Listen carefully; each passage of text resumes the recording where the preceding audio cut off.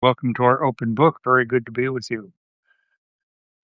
Let's give people a chance to join. John Mahoney, Rhonda, also Elise, Mary Frances, Diana Lynch, Sean O'Brien, Russell Holtgren, Peggy O'Brien, Clifford Krause, old friend Cliff Krause, Dorothy Joy, Karen Lockhart.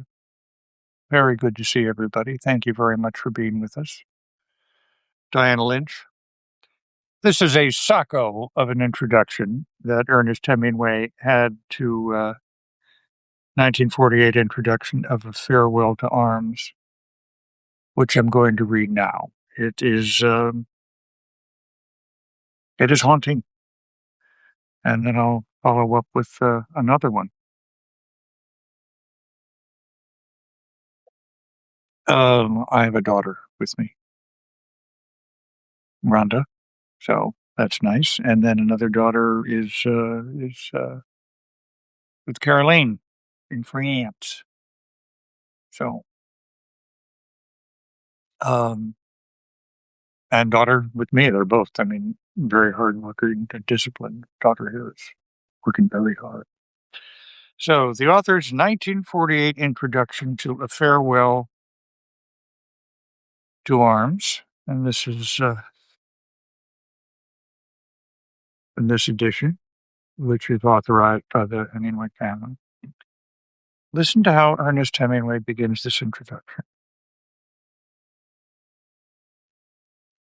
This book was written in Paris, France, Key West, Florida, Piggott, Arkansas, Kansas City, Missouri, Sheridan, Wyoming, and the first draft of it was finished near Bighorn in Wyoming. It was begun in the first summer months of 1928, and the first draft was finished in September of that year. It was rewritten in the fall and winter of 1928 in Key West, and the final rewriting was finished in Paris in the spring of 1929. Listen here. During the time I was writing the first draft, my second son, Patrick, was delivered in Kansas City by cesarean section. And while I was rewriting, my father killed himself in Oak Park, Illinois. I was not quite 30 years old when I finished the book, and the day it was published was the day the stock market crashed. I always thought my father might have waited for this event, but perhaps he was hurried then, too. I do not like to make judgments, since I love my father very much. Ernest Hemingway writes, I remember all these things happening and all the places we lived in, and the fine times and the bad times we had in that year. But much more vividly, I remember living in the book and making up what happened in it every day, making the country and the people and the things that happened. I was happier than I had ever been. Each day I read the book through from the beginning to the point where I went on writing. And each day I stopped when I was still going good and when I knew what would happen next. The fact that the book was a tragic one did not make me unhappy, since I believed that life was a tragedy and knew it could have only one end. But finding that you were able to make something up, to create truly enough so that it made you happy to read it, and that to do this every day you worked was something that gave a greater pleasure than any I had ever known. Beside it, nothing else mattered. I had published a novel previously, but I knew nothing about writing a novel when I started it. And so I wrote too fast, and each day at the point of complete exhaustion. So the first draft was very bad. I wrote it in 6 weeks, and I had to rewrite it completely. But in rewriting, I learned much. Hi there, Allison Vickery. My publisher, Charles Scribner, who knows a great deal about horses, as much as a man probably should be allowed to know about the publishing business, and surprisingly, something about books, asked me to write how I felt about illustrations and having a book illustrated. That can be answered quite simply. Unless the artist is good or better, or is good, or better a painter or draftsman than the writer is a writer, there can be nothing more disappointing than for the writer to see the things and the places and the people that he remembers making drawn and put on paper by someone else who was not there. I feel totally different, by the way, my admiration for him notwithstanding, about the beautiful illustrations Leona Fink has done for Ulysses S. Cat and Other Animals I Have Known. Ernest Hemingway continues. If I could write a book that took place in the Bahamas, I would like it to be illustrated by Winslow Homer, provided he did no illustrating but simply painted the Bahamas and what he saw there.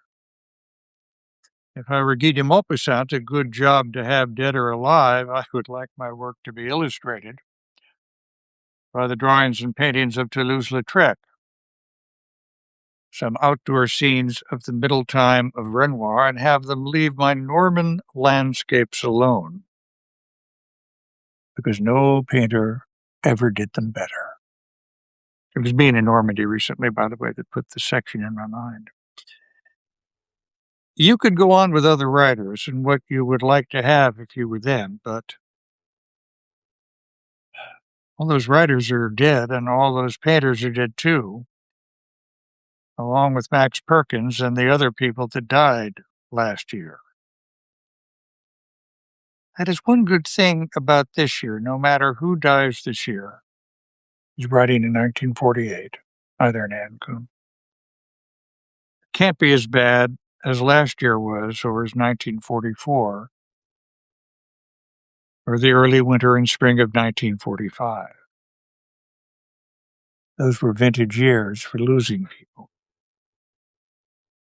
When this year started in Sun Valley, Idaho, with champagne others paid for, and people playing seriously some sort of game where they had to crawl under a stretched cord or a wooden stick without touching their overinflated bellies. I don't know what this game is. Their noses, the straps on their Tyrolean jackets, or other prominent features. I was in a corner drinking our combined host champagne with Miss Ingrid Bergman. That's quite a boast. And I said to her daughter, this is going to be the worst year that we have ever seen, having omitted the qualifying adjectives. Miss Bergman asked me why it was going to be such a bad year. She had enjoyed a number of good years herself and was loath to accept my view. I told her I would not explain in detail since I have only a limited command of the English language. Oh, yeah, right, Ernest Hemingway. And my diction is faulty. But that I knew it was a bad year for much uncorrelated as yet observation. On the sight of the wealthy and gay crawling on their backs under the stretched cord or wooden stick did nothing to reassure me. We let it go at that. So the book was first published the day the stock market broke in 1929. The illustrated edition comes out this fall. It's 1948. Scott Fitzgerald is dead. Tom Wolfe is dead. Jim Joyce is dead.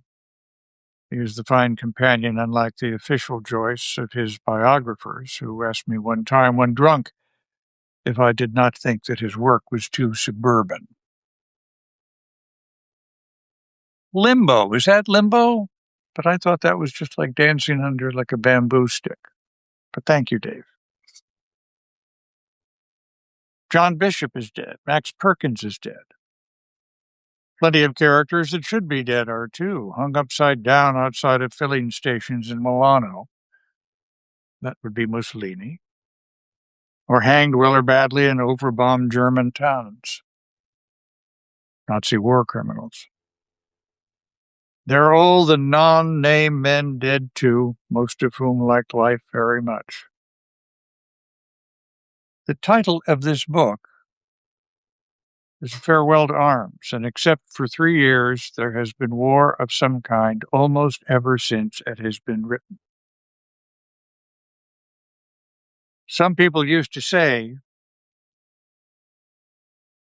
why is the man so preoccupied and obsessed with war? And now, since 1933, perhaps it is clear why a writer should be interested in the constant, bullying, murderous, slovenly crime of war.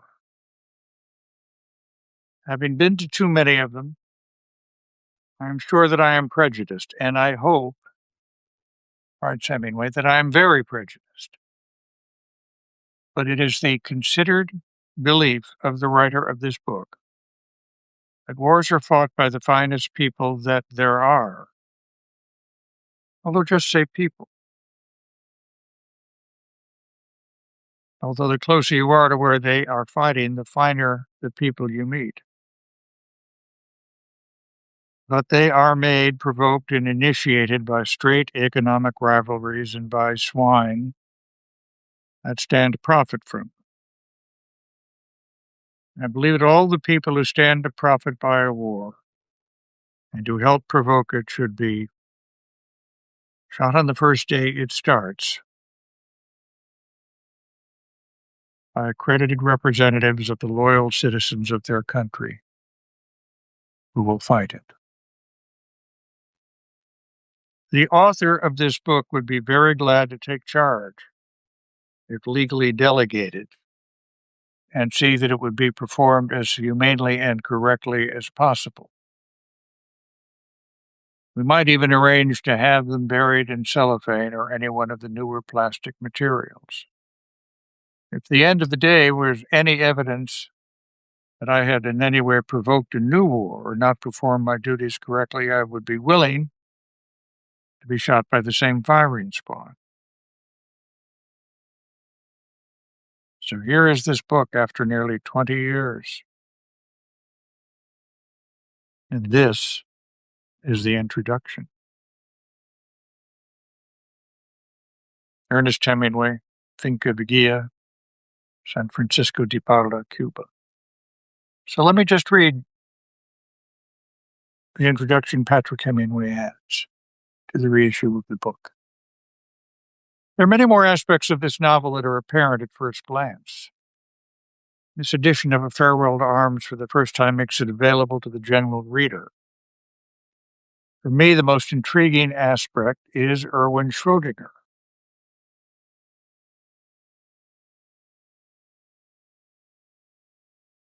Walter Moore, his biographer, quotes this passage as giving a realistic picture of the section of the front between Austria and Italy where Schrödinger served as an officer in the gun battery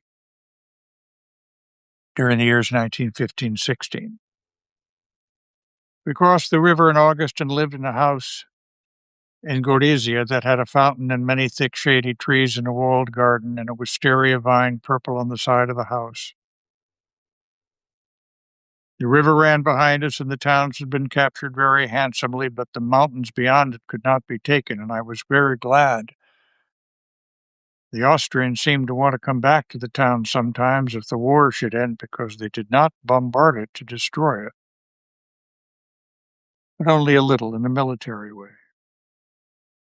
Patrick Hemingway, who calls his father Hemingway in this introduction, Hemingway, of course, is making it all up just like Stephen Crane in The Red Badge of Courage. There is a photograph of Lieutenant Schrödinger at the front that looks more like Hemingway himself did in 1918. Gary Cooper did in the first motion picture version. That is to say, very young, although, in fact, he was 12 years older.